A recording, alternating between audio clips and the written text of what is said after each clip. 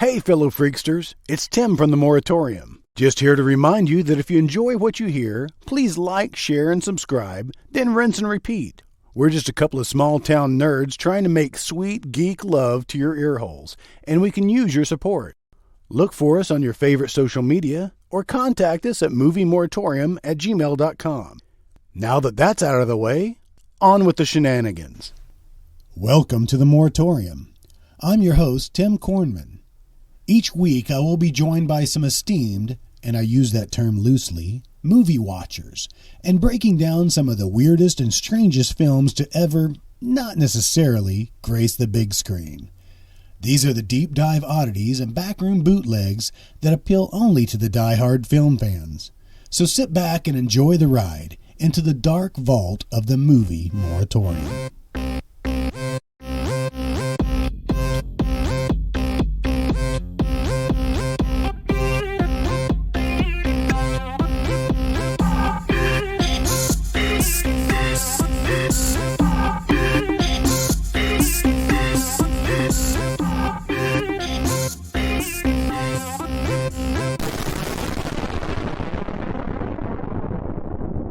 There? Yep. Oh, you waiting on me? Yeah. Oh, shit. I was like, well... I just thought you were putting talcum powder on your balls before we started. They need it. After this ball sweaty adventure... There was not a dry ball in this entire movie. Everybody was just swimming in their own juices. It's disgusting. It's a wet movie. I think this is probably the wettest movie that we've done. All right. Well, yay. I'm half your host, Tim Kornman. And with me, as always, is... Jason Walker. The other half. The better half. Some people have... I was going somewhere else with it. All right. Well... We've got a lot to talk about, but before we get to the movie, I got a couple of real important things I've been waiting to discuss with you. This is real important is because it's things that I've watched a lot of TV this last week that, of different crap that I shouldn't have been watching. Seem kind of uppity about that. Yeah. I've seen a lot of TV. Are you talking about prestige TV? Are you talking about must-see Tuesday or whatever that used to be? I did my taxes and had the TV going in the background. And it was mainly on Pluto and just flipping back and forth between 80s. Yeah. Total dad. Just dadding out all over the place. I ended up watching part of Staying Alive. Okay. And I don't think I've ever seen this movie. Really? You've seen it, right? Staying Alive is the loose sequel to Saturday Night Fever. It is loose. Oh, I'm sorry. I think I was talking about... I don't know if I've seen Staying Alive. I was talking about... what did you say the first movie was? Saturday Night Fever? Yes. Yeah. No, I've seen Saturday Night Fever plenty, but I don't think I'd ever sat down and watched Staying Alive. Maybe I've seen bits and pieces of it. I recognize a couple of people. The Bee Gees. Most notably was Finola Hughes. She's English, and she's got a good following, but I don't know where I know her from. Maybe... she was in Aspen Extreme. Yeah. I know you kept up with that one. Yeah. Staying Alive. I did not know Sylvester Stallone directed this. Wow, I didn't either. And he helped write it. Oh my God. I did not know this. I was totally taken aback of this. That picture of him, like the box art, for the DVDs, there's a couple that are just him and his hair and his little headband. Mm-hmm. His hat. But there is another one where he is slathered in grease and just wearing like a loincloth. Mm-hmm. And they were putting on, it was a production. It was a whole Broadway show. I think it was called like Satan's Love Letters or something. I don't know what it was. Oh yeah. Yeah, it was like it was something about the devil or something. Yeah. I think it had Satan to do with it. I have no idea. I didn't care that much, but Travolta he was fucking ripped. He was.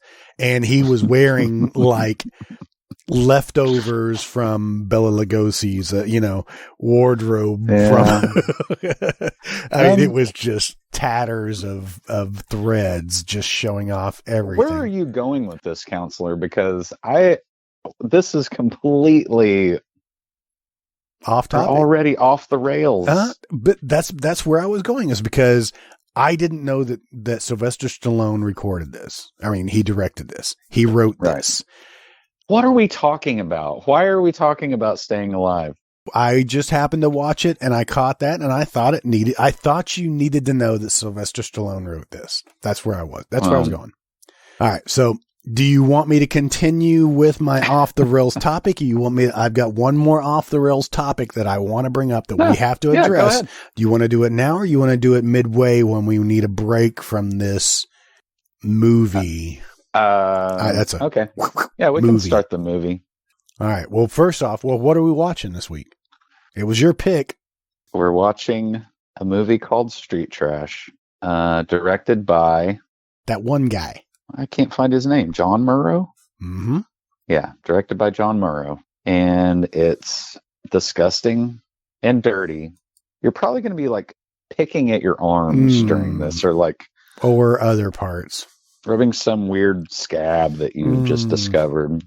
That's what I think of this movie as, is kind of like you kind of like picked at a scab, and it's like sort of started to like kind of.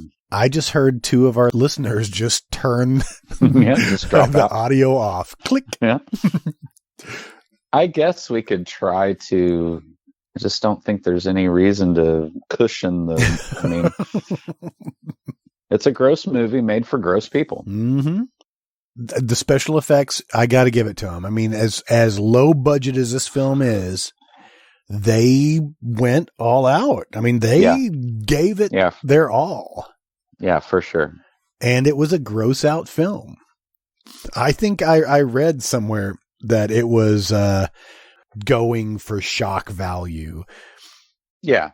And I guess the way you do that is to make everything kind of like day glow. I mean, that's the thing, is that it is gross because it's so, there's a lot of melting that goes on, I guess. Mm-hmm.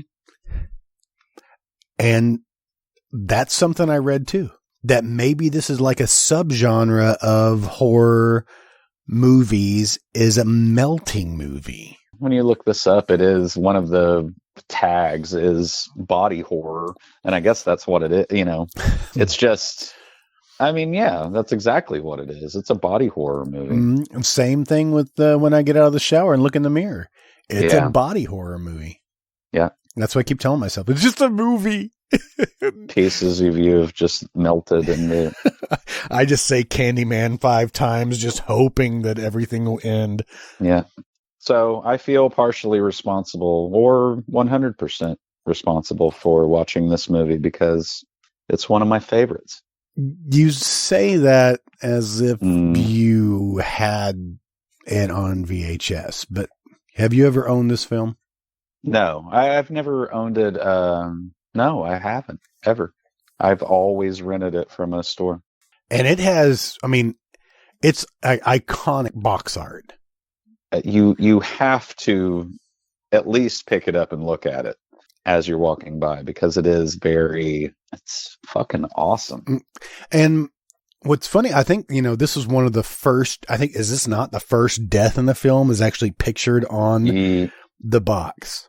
Yeah. And this was also made and because of a short, right? Yeah. I don't know. The short film by James Murrow. Did I say his name right? Yeah, it's James. So when was the short film released? I would assume the same. I think it was 87, maybe. This came out in, what does it say, 89? No, this is 87. 87. Okay. And let our audience know that you can watch Street Trash with a Blu-ray version on YouTube now for and free. it actually looks really good. Like It does. It shouldn't. I would rather it looked just a little bit grainy. So that maybe it would like mask some of the people's like features and stuff. Mm-hmm. It immediately opens into like chaos. Yes.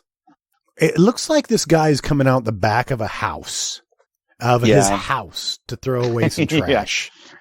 Right. It really does. Which they said that the director, the very first scene is like his apartment. Well, I thought that was the apartment that he climbed up to when there was a fire. The fire scene. That's what I thought. It was his apartment. I think it is. Okay. But this is supposed to be like the back of the liquor store where the guy is taking out the trash and he kind of disturbs the bum. Yeah. Go ahead and say it. You want to say titular bum? No, I don't. This is our character, Fred, played by Mike Lackey, who also did some of this. He was in the makeup department. He was in the art department and the Meltdown Memoirs, which is the documentary for Street Trash, which we are trying to desperately find. Yes. He was listed as the art department, but he was in the makeup department for Street Trash, a special effects makeup artist, and also for I Was a Teenage Zombie. Yes. I didn't look that up. Did you? No, I did not. I just assumed you knew it. I just assumed it was a MST movie. No, I need to find it now because that's pretty awesome. So anyway, the first scene of the movie, we got Mike Lackey, Fred, looking all hillbilly-like. Look, well, he looks like Kenny Loggins, kind of circa, 1977 Kenny Loggins. Okay, yeah. So he follows this liquor store owner or such into the back of a store and steals a bottle of liquor from him. Uh-huh. Captain Morgan. Is this one of the cheap bottles? This isn't the tainted bottle. No. Okay. No, not yet. Because this is a different store clerk. Yeah. Yeah. Okay. I also have to say, what's his name? Lackey? Yes, Mike Lackey. Mike Lackey looks a lot like Torgo from Nanos, The Hands of Fate. He's even kind of dressed like him. And he kind of walks like him when he's following when he's following the you're absolutely right. So good there's stuff. That. The first scene is just him being chased by everybody. Yes, but let's not zip right past the part where he steals a bottle of liquor, like a little half pint of liquor, but the liquor store owner also blows a fart in his face. Yeah. Like right when he. So within, it is minute 20 and you've already heard a fake fart noise. I don't know if it's fake. Maybe and he usually really in our podcast, you hear that within the first 30 seconds. You just edit it out? Right. Yeah, I usually do. Oh my gosh. Thank you for that. Our guy, Mike Lackey. Lovable bum. Steals a bottle of liquor, which it could have only been like a half pint, which is like a couple of dollars tops. And this liquor store guy is deciding that he's going to chase down, leaving his store open behind him to go chase down a bum to get his money. And Fred runs into traffic and causes an accident, a one-car accident. That in when the car crashes into trash barrels or what, there's nobody in the car.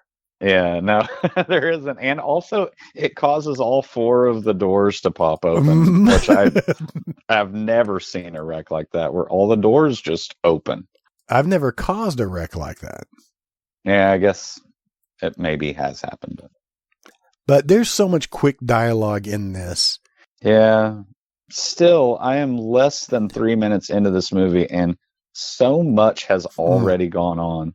I don't like him rolling into the room where the couple is doing it. Oh, no? You don't like that? Because it looks like a guy? Yeah. So he's being chased all around, and so you've got these there's two bums fighting over a couple of dollars, right? One of the bums is named Wizzy. And I don't remember what the other one's his name is. I don't remember because I think the other guy is the first guy to die, isn't he? Isn't he the one on the cover? Yes, he is. Okay. I like it that it kind of looks like the guy from like Murphy Brown. I wish I could think of that dude's name. But the other one bum looks like Murphy Brown's guy, and the other one kind of looks like Brother Theodore a little bit, and he's insane. All of these guys seem like they're mostly insane. Yes, it looked like they actually took transients and gave them liquor to perform in this movie. Yeah, that's just what I assumed. I think 75% of the cast, this is like their only credit. Right. So that is... Yes. That is terrifying. All right, so everybody's chasing Mike Lackey. Mike jumps through. He steals a couple of bucks from these bums that were fighting over cash. So now Wizzy is in on the chase too. He's chasing down Fred. 2 minutes and 15 seconds into the film, you've got the guy who crashed his car. The guy from Murphy Brown. He's looking off into a steel like a yard bridge or something. Yeah, and then Fred runs behind him and farts. Well, okay. 2 minutes in, you got two loud farts. Okay, if we did the rest of the podcast about that scene, that would be fine with me. Okay, but is he like kind of like blowing a raspberry, sort of like he's sticking his tongue out and making that noise, or is he really farting? Who's to say? I mean, I guess these questions are just pointless, but I mean, they added a fart sound. Immediately, you know what kind of movie you're getting into, besides the box art, the title. I guess. It's going to be dick and fart jokes, and we get plenty of dick later. God. I mean, that's why the movie was made, right? Probably so. And we'll talk more about that when we get to it. But Fred is being cornered by the bum Wizzy, the car driver, and the emergency ladder falls down from like the balcony. Yeah, fire escape. The fire escape. He's climbing up, and the fire alarm's going off, and he goes into the apartment building to find a guy and a really ugly girl making out. Now, I'm sorry, I shouldn't say that. All right, but there's a lot of boobs, and like you said, boobs and penises, dicks and boobs immediately. Did you notice he slapped one of them on the ass? He was like, "What are you doing? Get out of here. The place is on fire." And slaps her on the ass. Yeah, I actually enjoyed that. Yeah. So in his escape, he jumps into the back of a trash truck that's going by, which this is almost terrifying because the trash truck starts to close on him while he's taking a drink of this liquor. And right. Which he just stole. Yeah. And let me say, he is covered in pockets. He's got pockets in his jeans and pockets in his like coat that he's wearing. Somehow he manages to splash all of that liquor, and he gets one good shot of it, and literally it just goes everywhere else. He's not very good at being a bum. He has not figured it out yet.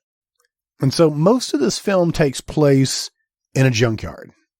Yeah. Right? It's not just a junkyard. I mean, it's mostly cars, right? Right. And it's just a very like kind of desolate urban, it's somewhere in New York, Is it New York? Yeah. Well, I think they said it was, I think a lot of the stuff was in New York, and I think they mentioned New Jersey too, but I don't know what was. Most of this is in New York. And so there's a big junkyard where most of the bums are basically living. Bums, transients, street trash. I guess we could just call them street trash. Okay. Since the movie has already called them that. Right. And that'll be us not naming. That lets us off the hook. Yeah. All of the bums look like they have just rubbed a oil filter all over their heads and torsos. Reading off of Wikipedia here. Okay. It says Greenpoint, Brooklyn, New York City. Uh-huh. I thought it was Brooklyn. Brooklyn. Well, it says here, just as the plot, the owner of a liquor store in Greenpoint, Brooklyn, New York City finds a case of cheap wine called Tenafly Viper. In the original short film, it was Thunderbird. Which I've never had. Real cheap ass wine. Yeah. You've never had Thunderbird? No. Have you ever had, what's the other one? Night Train, did we? Yeah, Night Train. Nope.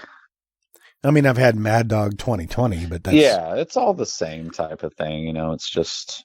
high alcohol content, very sweet. Yeah, rubbing alcohol, just in... flavored rubbing alcohol. Mm-hmm.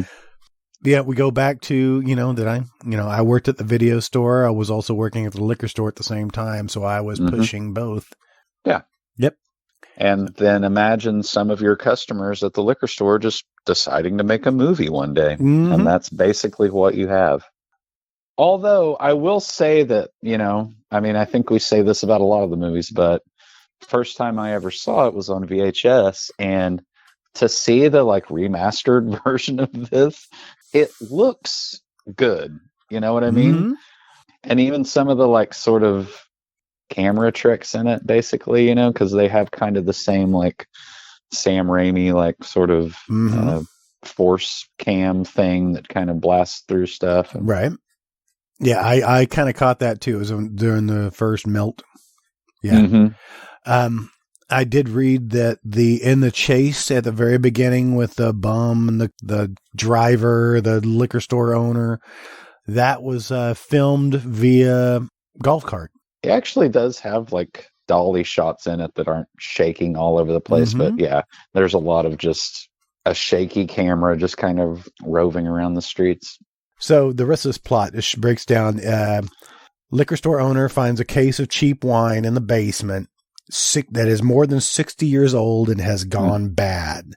And he discovers it kind of like the segment of Creep Show with the thing from...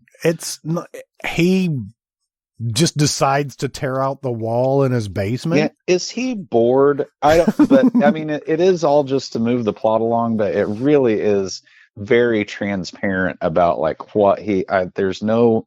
I guess he's just cleaning out his... Maybe he just recently bought this. He was kind of complaining about it. He was bitching to him. So he was muttering under his breath about it. Unfortunately, anyone who drinks the Viper melts away in a hideous fashion. At the same time, two homeless brothers find different ways to cope with homelessness. Oh. While they make their residence in a local junkyard, while one employee, a female cashier and clerk, frequently tends to both of them. A female cashier? Yeah. Meanwhile, an overzealous cop is trying to get to the bottom of all the deaths, and while trying to end the tyranny of a deranged Vietnam veteran named Bronson, who has made his self-proclaimed kingdom in the junkyard with a group of homeless vets under his command as his personal henchmen. Wow. That description is... It's not wrong. It's not, but it just uses some language that I'm just these are just... You hardly know that the cop is a cop. Right. The only reason that you would think he was any different than anybody else is that he has clean clothes and the ass isn't torn out of his pants and he doesn't have grease all over his face like every other character in this. So really in the first 10 minutes, that's what all of this is setting up. Yeah. It's establishing that you're in a gross place and the MacGuffin is the liquor that he's been selling. And that guy kind of looks like Eddie Rabbit a little bit because he's got those big sunglasses, the liquor store Okay, owner. yeah. Dude, do yourself a favor and look up Eddie Rabbit. I love a rainy night. Exactly. So the liquor store owner finds this crate by peeling away part of this wall, finds the liquor, takes it upstairs to sell to the bums. That's it. Actually, pretty simple plot. I actually kind of like the camera work in this movie. It does. I mean, it does look. From IMDb quotes, actually has this entire conversation between Fred and the liquor store owner. Okay. And their dialogue is just bizarre.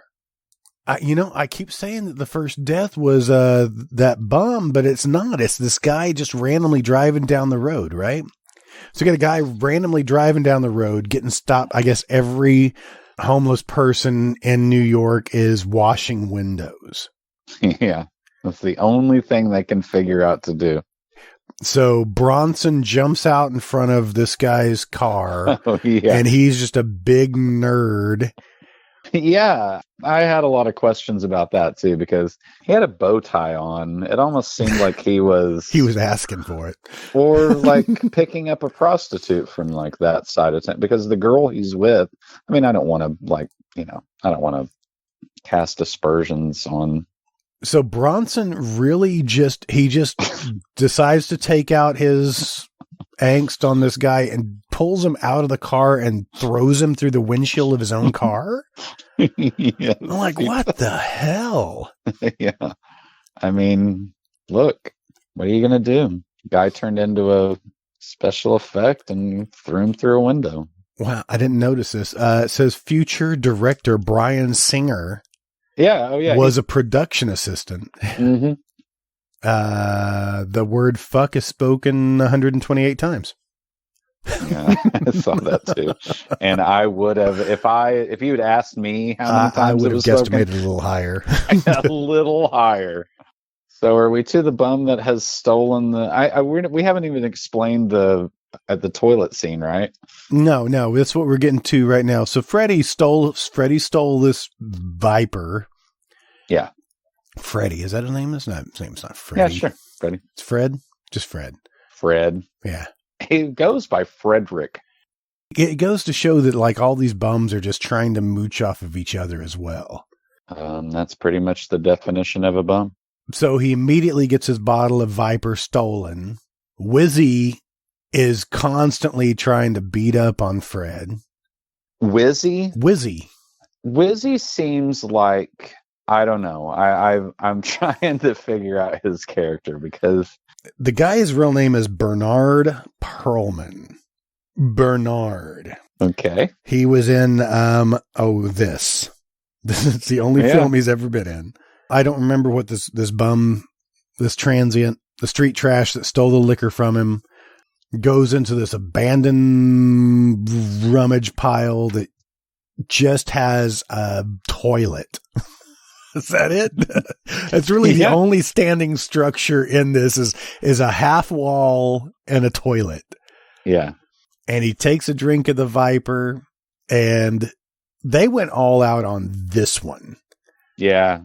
They wanted to show you everything they had in this shot. Which is great. So explain it. Well, he drinks some of the disgusting liquor and just melts. I mean, from like I guess it starts with his hand, right? And you can see his skeleton kind of like, But maybe they can get away with a lot of this gore because it looks like candy syrup. It looks like when you opt for the wax in a like drive-through car wash or something. It's all that different colored foam. You know what I mean? Mm-hmm. Kind of looks like that. And it also looks like the stuff a lot. Yeah. This movie is very similar, or at least the way the special effects work, it looks like the stuff. It just melts and there's like a goo. And there's not a lot of blood in this film. No, not really. You're right. A lot of different colored goo. There is some blood at the very end of the movie, which I really enjoy. Bronson's death. Yes. Yeah, we'll get to it, but it's pretty. Yeah, guy melting into the toilet and Bronson's death are like the two reasons that you know this. I'm seeing a shot of the junkyard, and it does have a Santa's sleigh like zip tied to a big tire in one section, which is kind of fun and festive. So our main kid here, what's his name? It's Fred's brother, Kenny Loggins' brother. Yeah, I don't know what his name is. What's his name? I don't either. Michael seems like that's the name for Kevin. Take your pick. Sure. The black guy that's like buddies with Kenny Loggins, he looks really familiar too, but I haven't. No, he was never in anything else. Interesting. I know that it's implied that like, you know, they're homeless, so their shirts are ripped. Yeah. But it's like, how did you rip your shirt up by the like collar and rip a whole hole out of it? But it's still like wearable and I don't know. And the pimp hat that Kenny Loggins wears is pretty amazing. Yeah. He holds on to that hat throughout the whole movie. The kid and Kenny Loggins have made a kind of neat little home out of used tires. Yeah. And one car to get they use the car and the doors in the car are the entrance into their quote unquote home. Yeah, it's like Ready Player One. Yeah. The multi-million-dollar, you know. I think Steven Spielberg saw this movie and was like, what have I been doing for all these years? But then we get to meet what do they call her? The cashier? Yeah, she's a cashier. A little Oriental cashier girl. Her name is Wendy. Yep. Her name is Jane Arakawa. And she hasn't been in anything either. But she's taken to Kenny Loggins' brother for some reason. She's kind of hot. Yes. That's the thing, is that he seems like, well, why don't you just go get a job as like in the yard that you work in? He could throw tires. He seems perfectly fine, I guess is what I'm trying to say. He's like just a normal chachi looking kid. You notice there are a lot of nudie girl pictures posted up.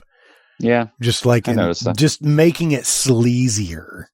But it also seems like the location that they're in, I don't think they dressed it up at all. I think that was just already there. The guy who runs this so-called business, he's actually had some credits.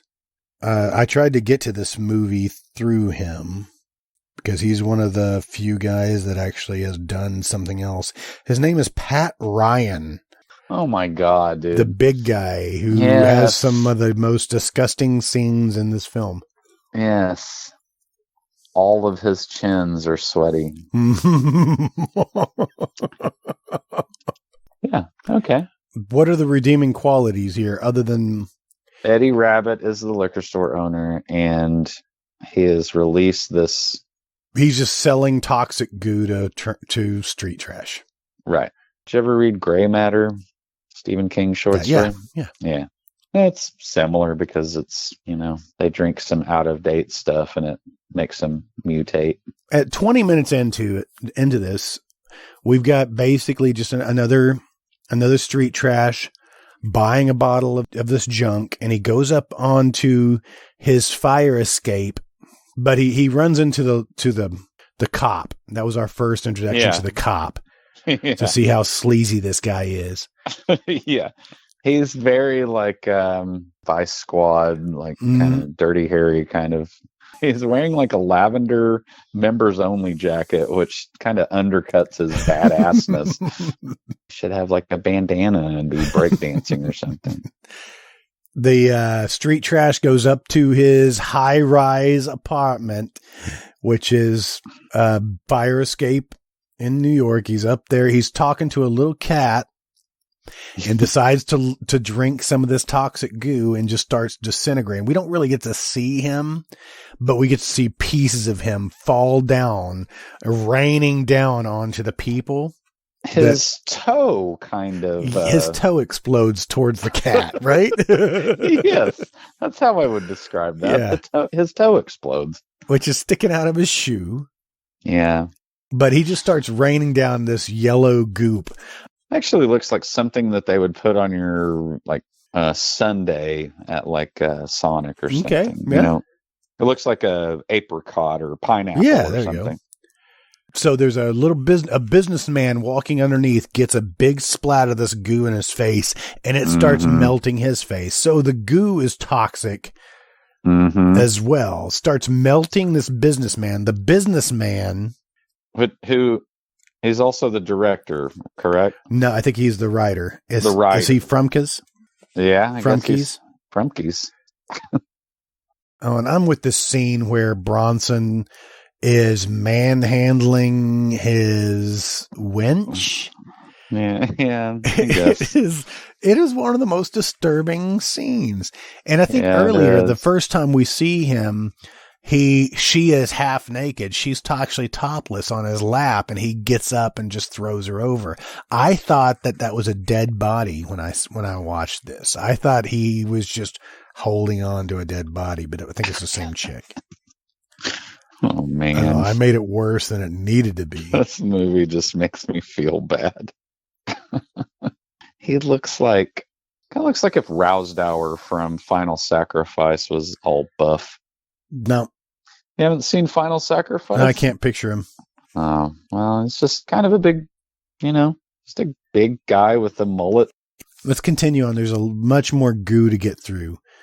Okay. But, we're just going to gloss right over the Bronson's diaper-wearing wench. She is a really good actress. So moving on, I still don't know this guy's name. He's the black man. I got to find him so I can so I don't have to just call him the old black man. Yeah, he kind of looked familiar, but I guess not. His name is Clarence Jarman. Okay. And he's playing Bert. And Bert is going through a grocery store, just stealing everything and shoving it into his oversized pants. Yeah. He's wearing yellow parachute pants or something. It's kind of weird. I like this. He goes over to the watermelon. He wants to get a watermelon, but he decides he can't fit it in there. So he grabs 2 freaking cantaloupes to shove those into his pants. That makes all the sense in the world.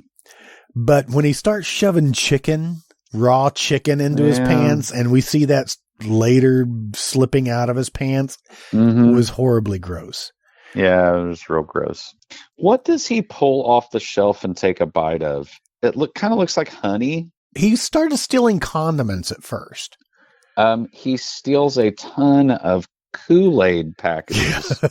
Yes, he does. The manager of the grocery store comes out to talk to him, and his tie looks like it has been chopped, is cut, and it only goes with a pair of scissors. Yeah. It's way short. It's like a dicky, like it's just the part that shows out of the shirt or something. In order for him to get away with all this food that he is trying to steal, he walks out and grabs a paper sack, puts it over his face, and walks through a plate glass window and just stomps off down the street. Yeah. It's great. I don't think he really had a plan when he went in there. I'm to the scene where it's like a medical examiner, and he has basically the shoes of the bum. Yeah, and the hand. And the hand that's still hanging from the pull string. Yeah. This scene is crazy. Absolutely crazy. He does just walk straight through the window. He does. He walks straight through the plate glass window and stomps off of that leaking raw chicken out of his pants as he's going. A whole thing of drumsticks fell out of his pants. Okay, so now I'm to the like coroner scene, and that guy looks like it's a guy that did Roger Rabbit's voice. I'm not even gonna do. I started to do it. I'm not going to do it. Man, edit it in where I say his name is. Okay, so who is the guy in the Mickey Mouse tank top? I need don't to know. Is he one of because you've got a mob boss that comes in later. Is this one of the mob boss's goons? No. These are he's talking to the cop. Yeah, he's a cop too. He's like an undercover cop or something. But I think that's what they're, who cares really? Yeah, I mean, who cares? Okay, so I have to say something right now. I don't know where are you at in the movie? I'm at minute 43. A minute 43? Wow. You started it all over? Not a minute. I'm at 43 minutes. There you go. Okay, I'm at 5 beers and 43 minutes. Just to set the record straight. I'm at 35. I backed it up to see that guy in the Mickey Mouse shirt. Okay. Which that scene went nowhere, basically. Yeah, really, I just want to know who he was. Why did the coroner pull that? What is that? He pulled the sheet back to expose the corpse that he found to show the guy in the Mickey Mouse shirt. And the skeleton was posed like it was doing a provocative, photo shoot. It's like a senior picture by an old barn or something. It was awesome. Or like a Olin Mills kind of situation. But what was that? Well, you know what? I don't care. Okay. I don't care what that meant. When we go back to the junkyard, I wanted to point this out because it comes back that Bronson is sitting on his throne, which is, a pile of trash with, freaking car struts and shit just everywhere. Yeah. Kind of a Mad Max kind of look to it. He's got like a femur bone knife. Yes. It's actually just a bone that's sharpened to stab. It's a stabbing bone. Does it not have a metal blade? I kind of missed that. No, I think it's a bone blade. Well, yeah. Interesting. It's like a human bone, probably. Not a dog bone or cow bone or cow boner. I've got a big question. You've seen I think you just mentioned it earlier, the Vietnam flashback scene? Yes. I've never seen that. That is an added scene that I have never, it just wasn't included in the VHS version. I read a bit of that that was cut out. The original film was 91 minutes, and this version is an hour and 41 minutes. So there's 10 minutes of extra shit. Okay, so my question is that Bronson, the actor who plays Bronson in the flashback without a beard? I believe so, yes. It has to be. Yes. I paused it a couple of times and I was like, is that really him? It's weird that he would get a flashback, rather than like the main character. I mean, you're kind of following the guy in the pimp hat, right? Kenny Loggins? Basically. It's just weird that it veers off and shows him like, we're like, yeah, okay, we get it. You have some PTSD problems. And then did you see that he's like sitting there with his eyes like rolled back in his head? Mm-hmm. It's a kind of a creepy scene. It is creepy. Hey, but I'm at 38 minutes and there's a short little scene that I wanted to add in here. That's just Bert hanging out with Kenny Loggins and his brother. They're hanging out and talking. And they're like they're eating something. They're like trying to make burgers or something. They're eating trouser chicken. Didn't need to hear that term. So they're eating chicken and he's made up some hooch. They're passing it around and it's in like a car windshield washer fluid jug that's from the car, right? Yeah. And they're swigging from it. And when Kenny Loggins takes a drink, he spits it out and he's like, oh, what, did you piss in it? And Bert says, yeah, a little to thin it out. It was so quick and it made me laugh. That's Did they laugh, or are you? I'm laughing. Was he not joking? Oh, I don't think he was joking. One of the bums is straight up dressed like when Eddie Murphy does buckwheat. He has a giant afro and like suspenders and stuff. I am watching this long scene that I have never, it just wasn't a part of the movie. And it's when they're kind of panning around Bronson's his inner circle or whatever, he's just telling some weird story. Did we already say that the girl was in his flashback and like bit his nipple and stuff? Did you see that? No. Well, just pretend like I never said anything because I don't want to revisit that at all. The girl, cashier, I love that she's the cashier. You never see her at a goddamn cash register. Ever. You might as well just call her No Bra Girl because she never wears a bra. There's 4 people listed as Viet Cong vampire. Oh, and it's not the same girl that was the cashier. Well, okay. But I think it is. She's the one that he's like, he like slowly takes off his shirt. Okay, maybe you're right. Maybe that it does look a lot like her. Now you're saying they all look alike? That flashback needs its own movie. Yeah. As the most insane thing I've ever seen. Okay, this is kind of disturbing because we got Kenny Loggins finds a drunk chick in the alleyway of a restaurant. What is she doing? Barfing? She is vomiting.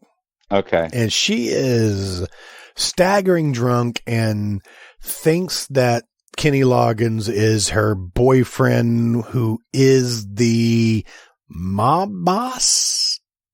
Okay. She's so drunk that her sense of smell has just stopped working. I suppose so. Because she's like, hey, let's do it right here.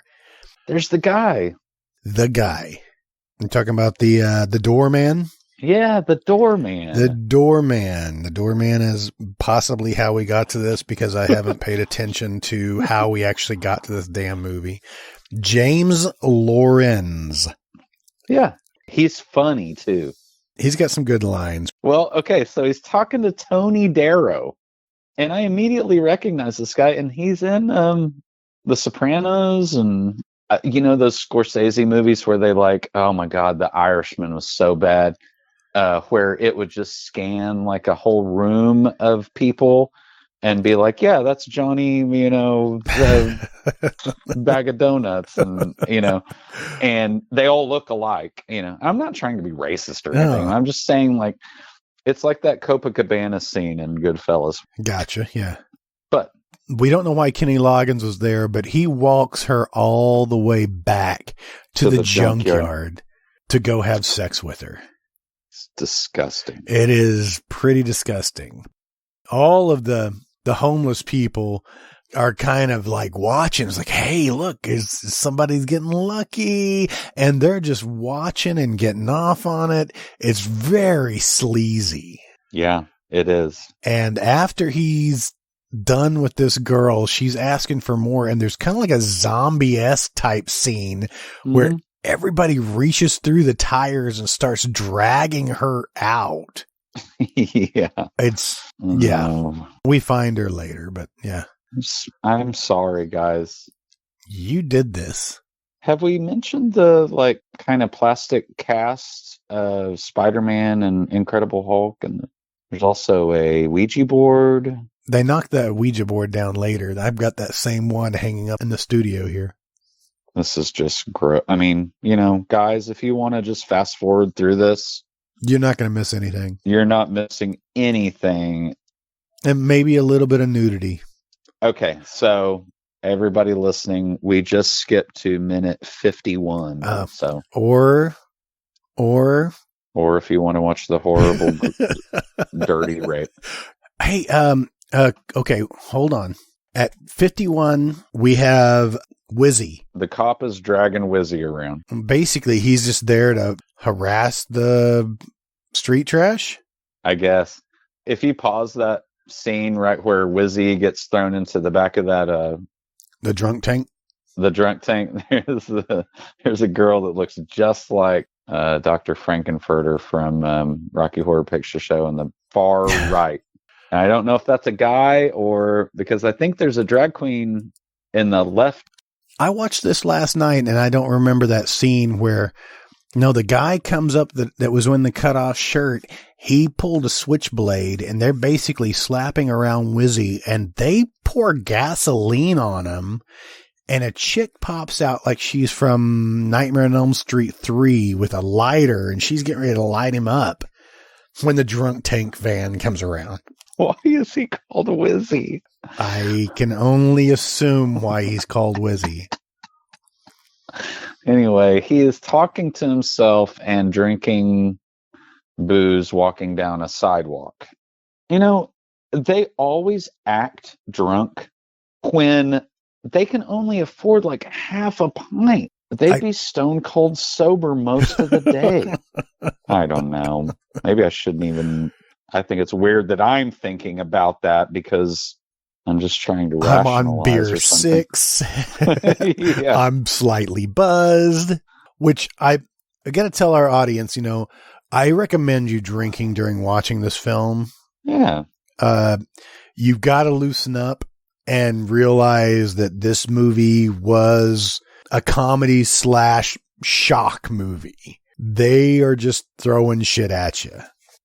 I agree with that, but also you don't watch this for the plot. No, for sure. This actually has a looser plot than the Fulci movies we just finished watching. Those movies, it doesn't matter. You can just make up whatever you want. Mm-hmm. Okay. 2 of the girls in that bus are guys. I just needed to say it. Everybody just thinks he smells. Well, they just poured gasoline on him too. But I'm pretty sure he smelled pretty bad anyway. So one of the girls, the hookers, in the drunk tank kind of takes to Wizzy and kind of just starts talking because I think he has a bottle of hooch. That's what it is. So now they're going to pass around his half pint. Also, he's so charming. He should have led with his charm instead of his stench. There's all sorts of writing on the inside of this drunk van that I want to pause to read. Looks very realistic because I see dick and fuck written so much. Yep. But then Wizzy he wakes up in the back of a car and he's like all cleaned up. He looks like a businessman. What's up with that? I don't understand what happened. Was it a dream? No, he looks like Bernie Sanders or something. Looks all cleaned up and ready to go. And we immediately go into another disturbing scene where our big guy. I can already tell you, I've never seen this part of the scene either, where he has the red jacket on and stuff. Yeah. It's a scene that doesn't need to. I mean, he shows up later and he's all cleaned up and getting dirtier, but we never. Yeah, I don't know why it was there. Yeah. Also, the next scene after that. Yeah. So we've got Wendy, and Wendy is the chick who likes the brother of Kenny Loggins. She kind of looks like Tia Carrera in a little Wayne's bit. World. I can get that. I mean, I don't want to, I'm just saying that the hair and, kind of. I didn't take it like that until you tried to explain it. And Tia Carrera also didn't get raped by this guy. One of the pawn shop reality. And this guy is all over her. And this is the guy who runs the freaking salvage yard. And he's basically just trapped her against this chair that has wheels on it. Did he have a heart attack? He's pushing her all over this office, not letting her up and just trying to be all rapey. And he fakes a heart attack. Oh, I see. Just to fuck with her. Seems like you could have cut that scene out and just not shown it. she's trapped underneath his massive size, and she starts freaking out. And that's when he kind of is like, oh, hey, I was just fucking with you. Hey, don't mind me. Don't report me. But then leaves the office to go do something more disturbing than that. Is that Larry the Cable Guy? No. I don't know what he looks like. Ugh, definitely did not need the Rottweiler licking his crotch. Yeah. Could have gone my whole life without seeing that. Is this what Pawn Stars is?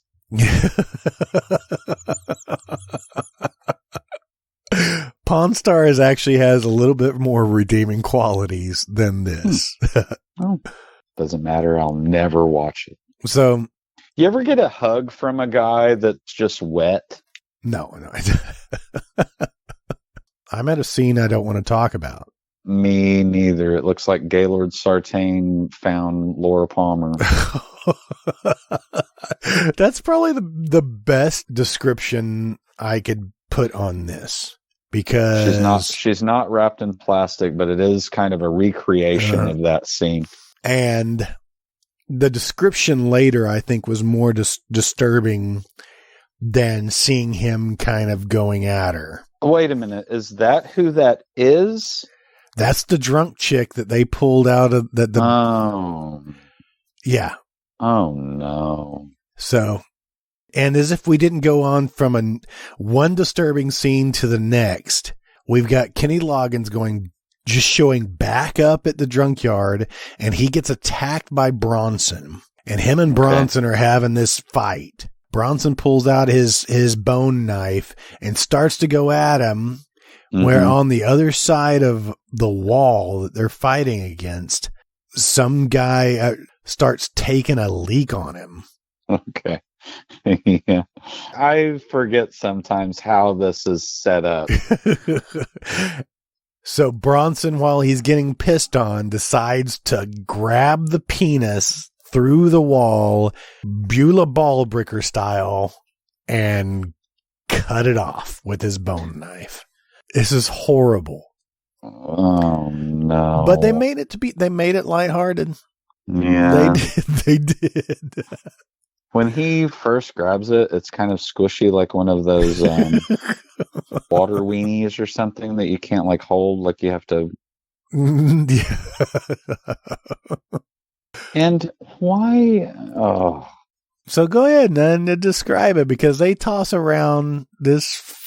Imagine just Larry the Cable Guy, Tim Conway, the guy from Roadhouse that the polar bear fell on him, Tiny, yeah, and Kenny Loggins all wrestling with so gross. Just a rubber dong. And also like beer commercial age. So gross. Wiener just floating through the air. John Goodman, kind of like Bronson kind of looks like John Goodman a little bit. Don't you think? Go for that.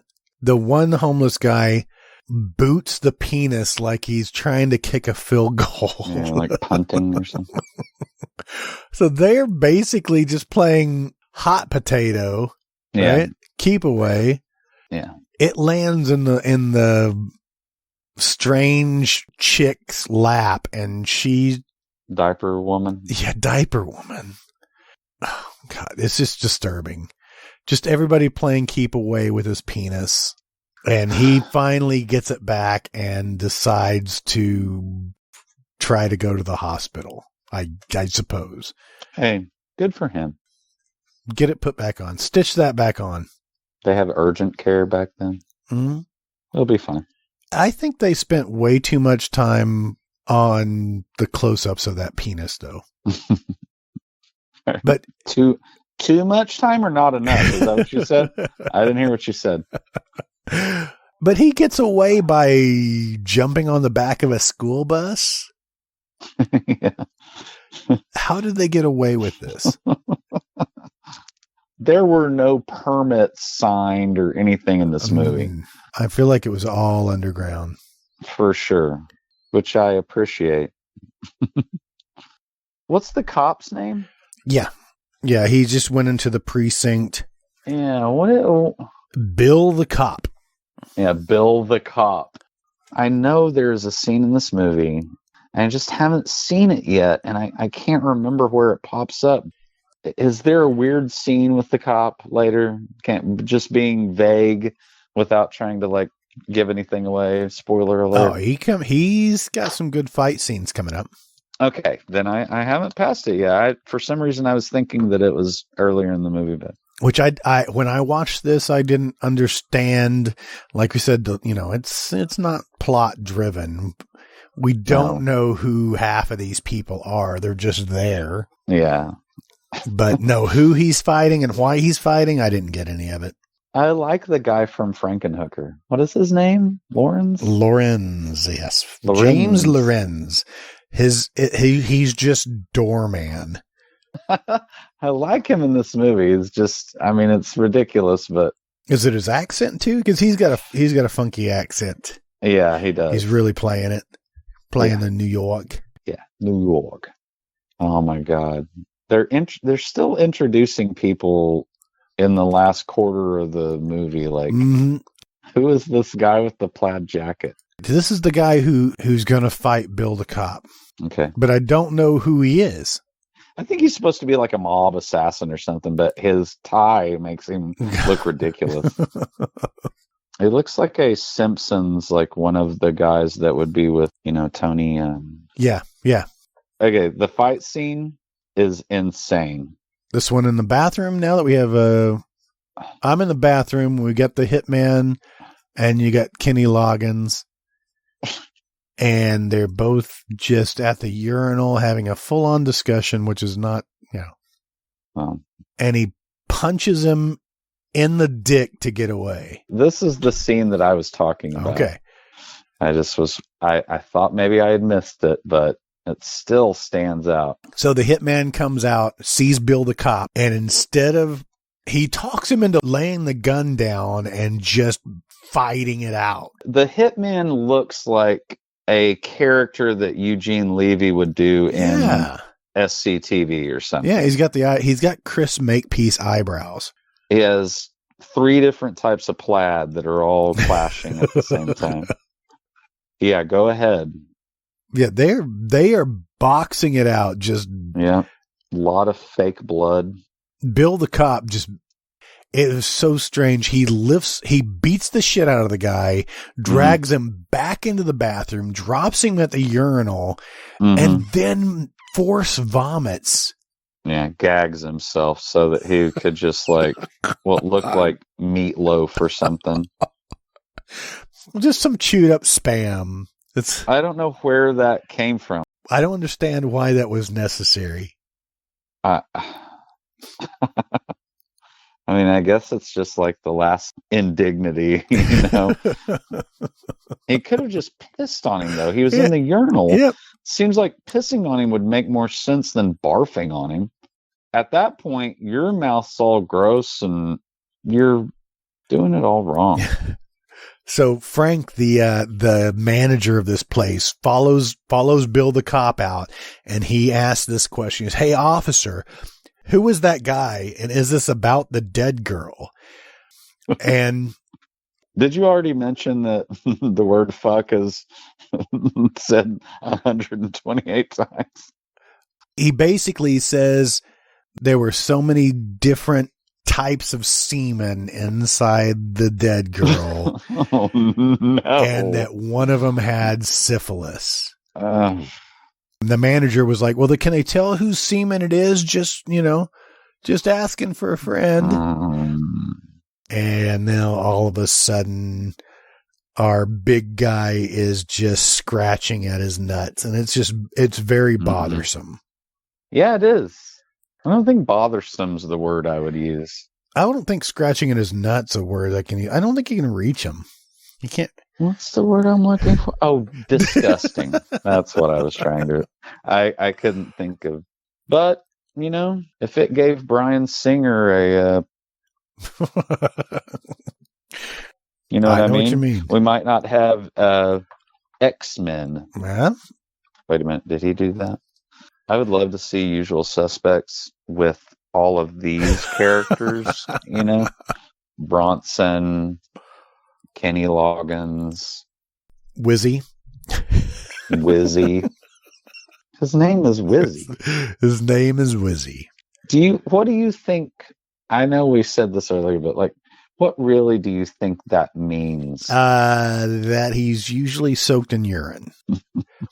Okay, let's wrap this up because I'm going to shampoo and condition tonight because your carpet, your body, everything. Your First wife. of all, I'm going to shave all of the excess hair off of my body. Just so you can ensure that it gets clean. Everybody is so dirty in this film. It is weird that his brother looks totally normal and could just not live in a junkyard. Kind of looks like Sam Raimi a little bit.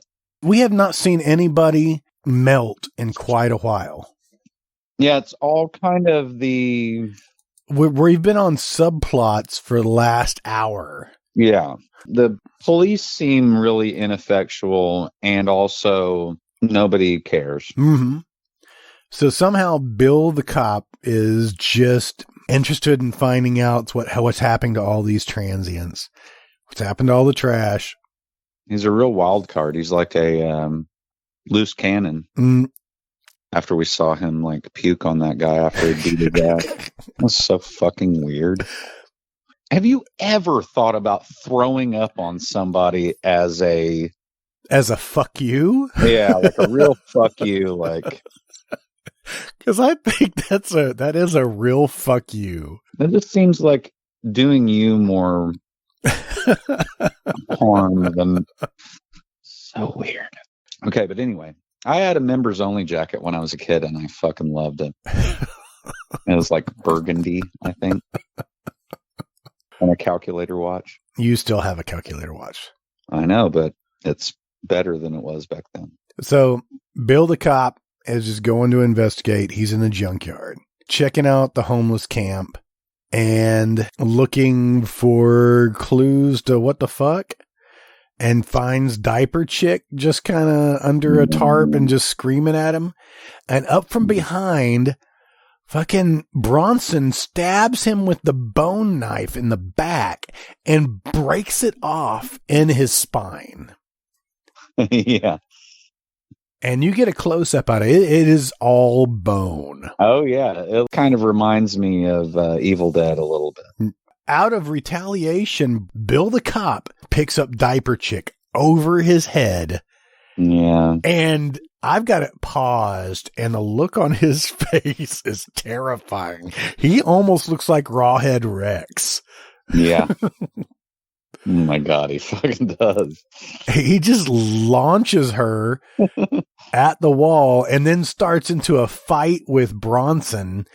And it lets me wonder if they have a backstory. Yeah. Because they are... Bronson looks a lot like Nick Offerman in this scene. I don't know why. I just saw that drive shaft bend when it hit Bill the cop. Because it's made out of like... It was a paper tube. Bread or something.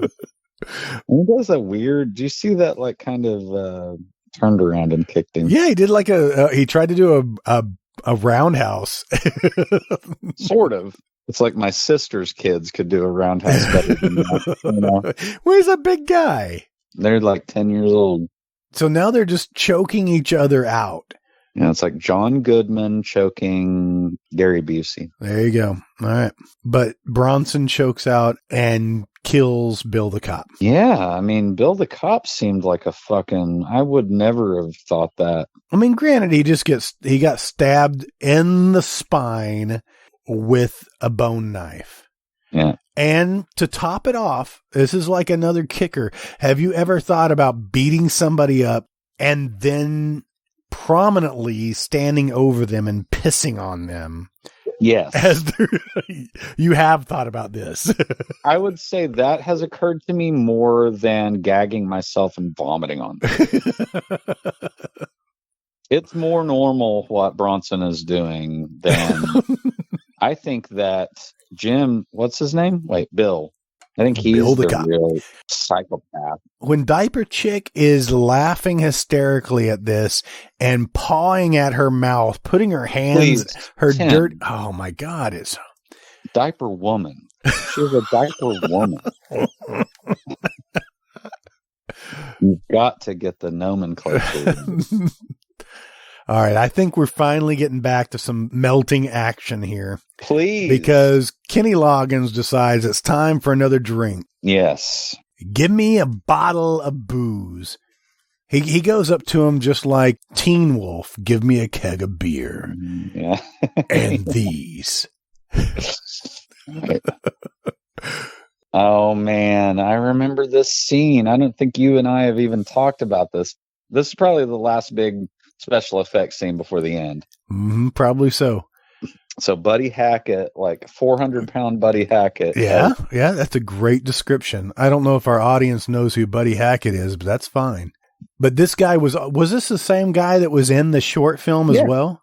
Oh, yes, I think so. I think so. They just gave him a different death in this, but it's basically the same kind of scene. So you've got Kenny Loggins finally has his bottle of Viper, and he's just teasing himself about drinking it. Yeah, he's like, what a beautiful bouquet of smells from this thing.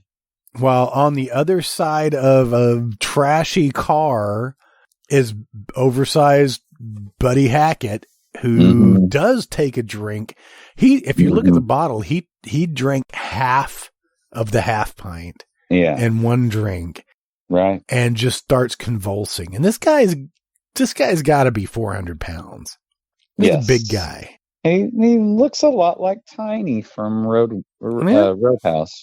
But his pants are unbuttoned. I don't think there are buttons on these pants. But the suspenders are the only thing keeping his pants up.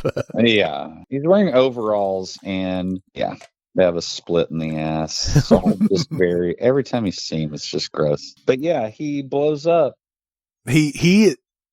Dude, everybody who convulses in this film, it does this weird tongue like out the mouth. Yeah. They look a lot like vaudeville type thing. Yeah, there you go.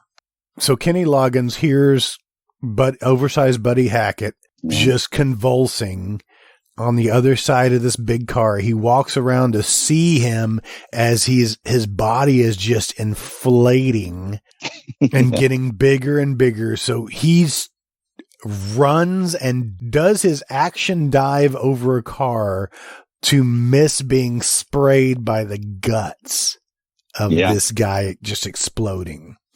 Yeah. All right. And I really did like this effect. It was pretty cool. Yeah. No, it looked very cool. I think the real, I'm sorry, I've got nothing. I was going to say the real hero of the film, but no, there are no heroes. The hero of the film is Rick Springfield, or not Rick, Kenny Loggins. But I will have to say the special effects really. No, awesome.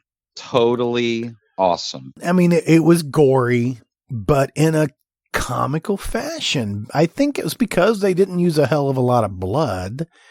They used goop. It for sure was the neon color.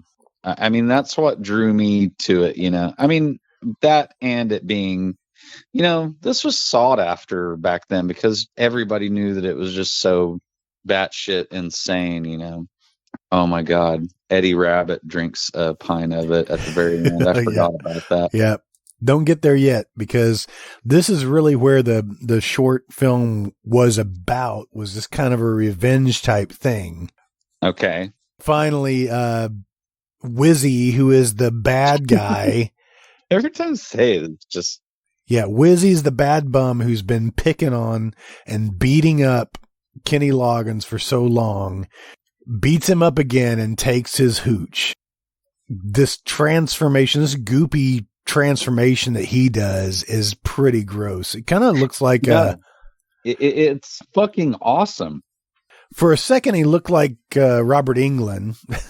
I won't pretend that I know a lot about camera techniques and different types of film and stuff, but that scene where Wizzy is like kind of having his last thing, you know, it's all natural lighting and it's all like under like an LA sky, you know, everything's blue and super like saturated with color and stuff. And that death is really fucking cool looking. It is super gloopy. It is gross.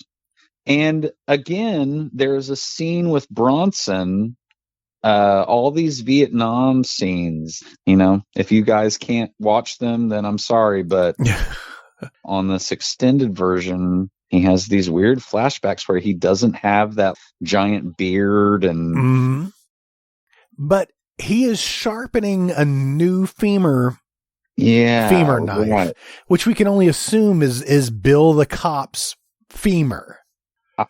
And it shows him. We can only assume that. Oh my God! I just saw that black guy just handed Bronson a pint of that stuff, and he looked like Hollywood from designing or from. Oh, again, from you mean from The Beast Within? Oh, right, Meshach Taylor. I only recognize him as a deputy in The Beast Within. That's the only thing that I've ever. But so Diaper Woman steals his hooch. Yeah, she kind of looks like Julie Christie a little bit, more soot. I feel bad for her because now she's laughing at Bronson like, now I get the good stuff. Yeah, it's like Saturday afternoon, and she's like, "You haven't even raked the yard." Or, but this is pretty disgusting because I guess her boobs implode. Her boobs liquefy first. Yeah, I guess that. Yeah, I could see that. But there's a scene where she's half melted into the hood of a car or something, or a refrigerator. I don't know, but I love that yellow. Yellow and green streaming down goo. It reminds me of, she kind of blew up and yeah. I don't think that was in the original movie either. Really? I don't think I ever saw this scene, which is really gross and great. Bronson's like, dang. So Bronson just watched her explode, and now he's like, well, no, that weren't my wench. And he sees the girl. What was her name? Yeah. Wendy? It's Ralph Macchio and Tia Carrera. Yeah. Yeah. Head off into the business office, and for some reason, the cashier decides that she's hot for this homeless kid who's all dirty and nasty. Flashes him. We've seen that throughout. But she flashes him, though, and then she starts getting all sexy, peels off his shirt, but then starts licking at his chest and abdomen. That might be the grossest part of this film. Yeah, maybe. Can we fast forward through this? Can we get past this now? Please. I'm going to see if fast forwarding does anything. No, because you don't want to miss Bronson just bursting in then coming in to beat up everybody. Yeah. So Bronson's now chasing around Ralph Macchio. Bronson just found another street trash guy and stabbed him in the neck with his femur knife. And it was, that's actually the most blood we've seen in the film. Yeah. I don't think that was in the original movie. Really? Either. It was probably unnecessary because all he's doing is chasing around Ralph Macchio. And then just stops off to kill Rick Dukeman. I don't know who Can we please do the Burbs on this show, even though it was probably a successful film? It was a very successful film. Oh my God. Please, just let me talk about Rick Dukeman for a little bit.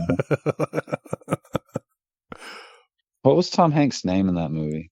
Let's get through this film. This scene where Bronson is chasing him around is like... It goes on for a while. It does. I'm kind of like trying to kill time.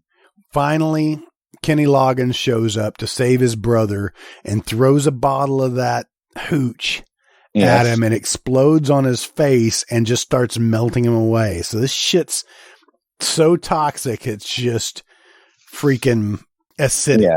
Yeah, it's like a napalm or something. Yeah. So Ralph Macchio falls over and knocks over a big acetylene tank. Yeah. Bronson actually really looks like Zach Galifianakis when you really look at him. Stuff on his face that's burned off looks really cool. Yeah, really fleshy. Yeah, it's got a little bit of smoke coming out of it. Mm-hmm. Freaking Bronson picks up Kenny Loggins up over his head. That seems like the signature move for a lot of even Bill the Cop did that, right? Yeah. It's like a WWE. Yeah. He's getting ready to body slam him, and Shia LaBeouf, is that who we're calling this? Ralph Macchio. He had knocked over one of the acetylene tanks. Yeah, and just took the foresight and aiming it, taking a rock and knocking off the nozzle of it and sending it like a rocket towards Bronson. A torpedo, yeah. And it tears right through his freaking chest, ripping his head off. Man. It's beautiful. I love that slow-mo shot where you've got the torso just there and you just see the blood spurting out. You just see the torso and the torpedo in the background of the acetylene tank, and the head slowly falls down in the background. That whole scene is heavily edited. I wish I knew what the differences were, but like his head with the eyes like moving around and like the jaw moving and stuff. I don't think that was in.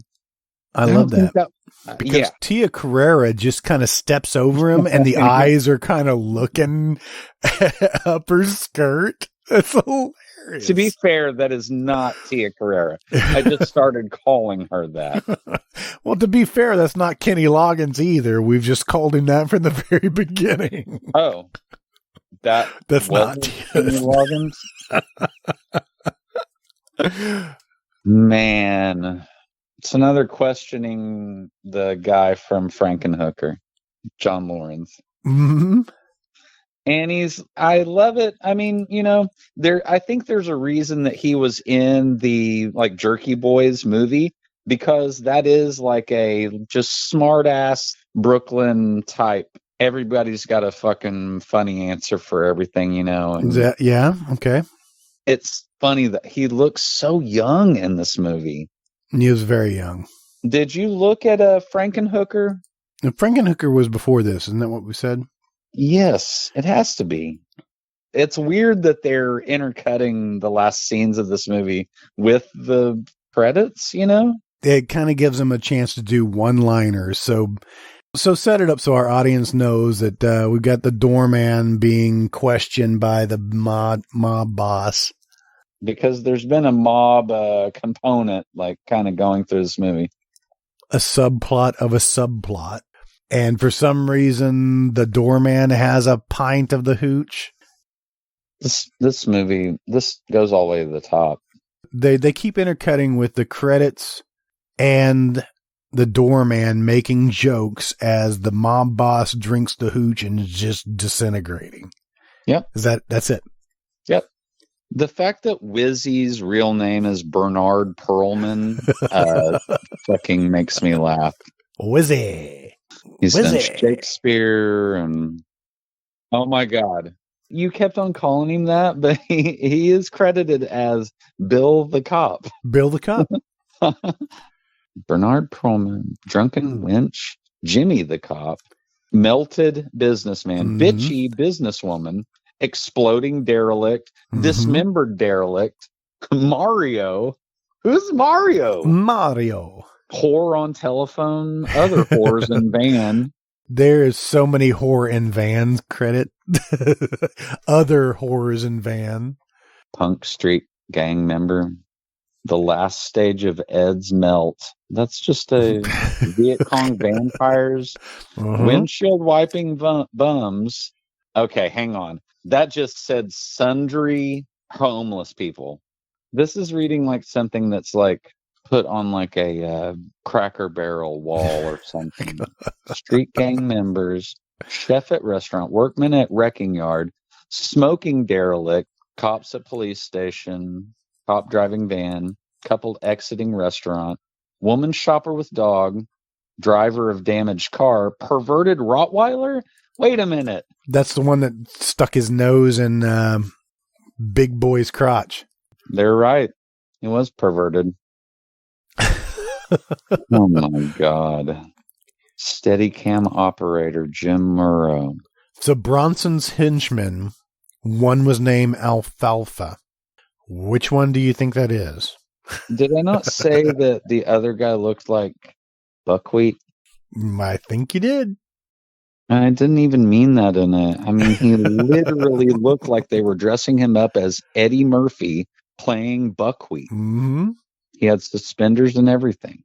Well, I was the one. I'm responsible for this movie. You are. Sorry, everybody. I'm responsible to get us out. Maybe we should go to comedy. This was touted as a horror comedy. It's not ha-ha funny. No. Well, remember the Burbs? Remember when we were talking about the Burbs? I would do the Money Pit. I went and saw that at the theater. Did you? Yep. Tom Hanks is a national treasure. The Burbs is my favorite. I love the scene when Rick Dukeman finds the bone kind of like under the fence, you know? Mm-hmm. And he's like, Ray, this is, I don't know who he's talking about. Walter. Walter's the guy with the hairpiece. Walter, right. Walter.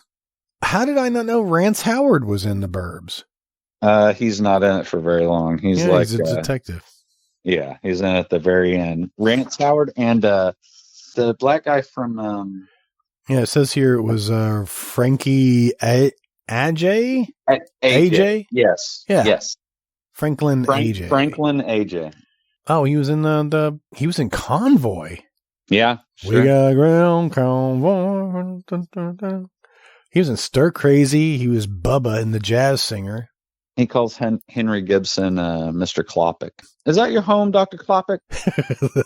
It's Kloppick. No, I guess that's Brother Theodore. That's pretty good. You did a very good Klopek there. Since we've been inside all day. That guy is, I have a feeling that he is not like dissimilar from his, surely he's passed away by now. Oh, yeah, he's dead. We've talked about him. Hopefully they cut his head off and turned it around backwards and threw a bunch of garlic in his coffin. Now that I brought up Franklin AJ, though, in Convoy, I know you do not like Chris Christopherson, but that was a good movie. I love Chris Christopherson, and I've seen that movie. You have talked about how you hate Chris Christopherson except for Whistler. I will have to go back and pull that episode for you so you can go on to that. But Ally McGraw. Yeah. She was cute. She was. Yeah. She's still with us. She's still alive, 1939. But she hasn't done anything since 97. She hasn't done a whole lot at all.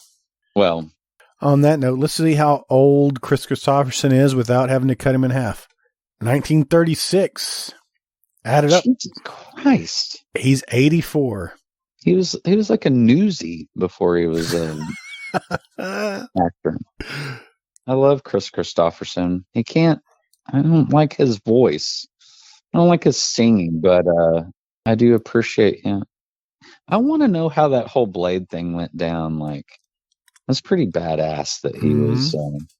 I think it was. And remember the guy from Grounded for Life was his buddy, his vampire buddy? Yep. I like him. Donald Logue. Donald Logue. He's one of those characters that you can really like him, or he can play a real sleazebag. I guess. And he plays both very well. I just know him from Grounded for Life. And in Grounded for Life, his brother is the sleazebag, you know? Oh, yeah? Okay. Well, it's the guy from Superbad, you know, that they get in the fight in the backyard. And I can't think of his name. And I'm not going to look it up. Okay. But he's great. Well, Donald Logue also played in Sons of Anarchy. I don't know if you ever watched any of that, but yeah, he played a real sleazy bag there. Yeah. So in The Burbs, Tom Hanks says because Carrie Fisher's kind of bugging him, like, you're going to be off all week, why don't you go outside and do something? And he says he's in his vacation toffs. And I think that is fucking hilarious. I say that to my wife. I'm in my vacation toffs. And it just means his like robe and mismatched PJs. Yeah. PJs. Oh, I might watch that movie tonight. Just as a palate cleanser. I love it so much. It has everything it's just my favorite movie. It's good stuff. Yeah, it is. All right. Well, let's close out this one. Okay. Sorry, everybody. It was just something that I loved from, You saw it first when you were in church camp.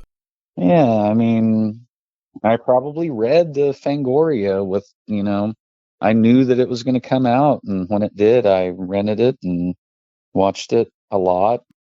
It's just so gross. And we would just have it playing in the background. And that's fine. I've always had my go-tos for my gross movies. And I'm going to take us somewhere out of this next week, hopefully. Can you give us a hint? I would if I know where to go. I can get us out. I don't know where I want to go yet. I don't know either. I can give us something more lighthearted and obscure. That would be fun.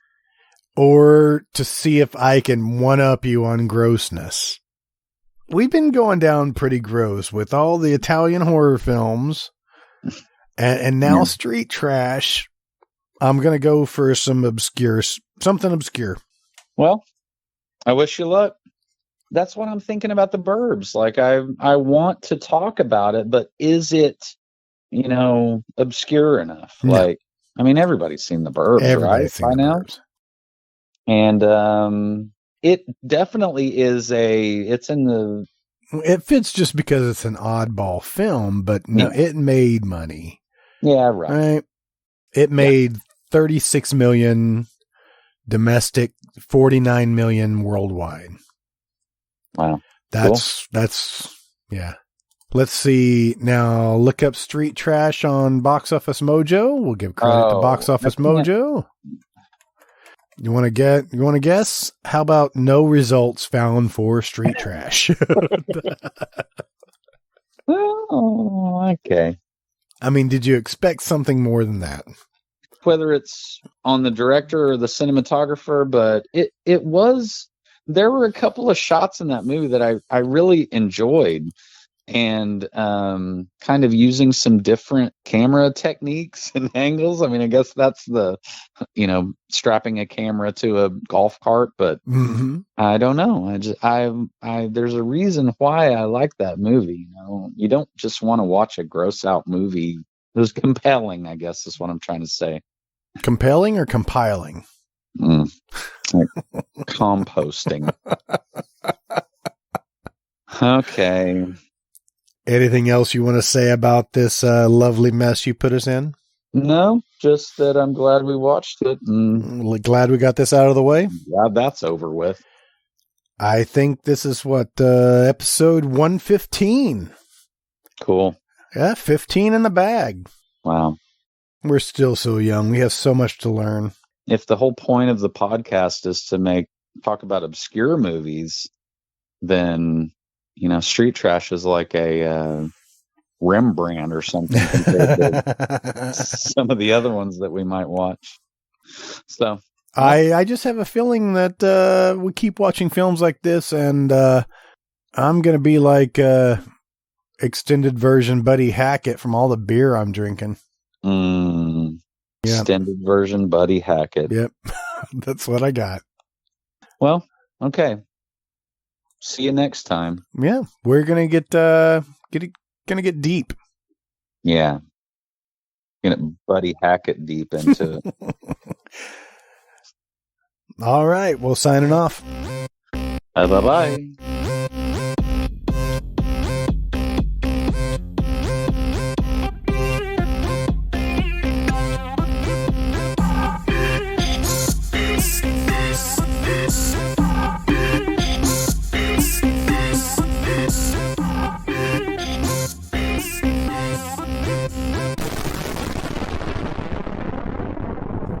You've been listening to The Moratorium, an MT Cornfield production. For more fun and stupidity, stay tuned. Next week, Jason and I mop up the slime and clear our minds from this hazy half-pint junkyard game of dick football. Again, please like, share, and subscribe, then rinse and repeat. We appreciate your support. If you have any movie suggestions or just want to tell us how much we really suck, you can contact us at moviemoratorium@gmail.com. Thanks for listening, and long live VHS. Now that I'm dead inside, it doesn't matter.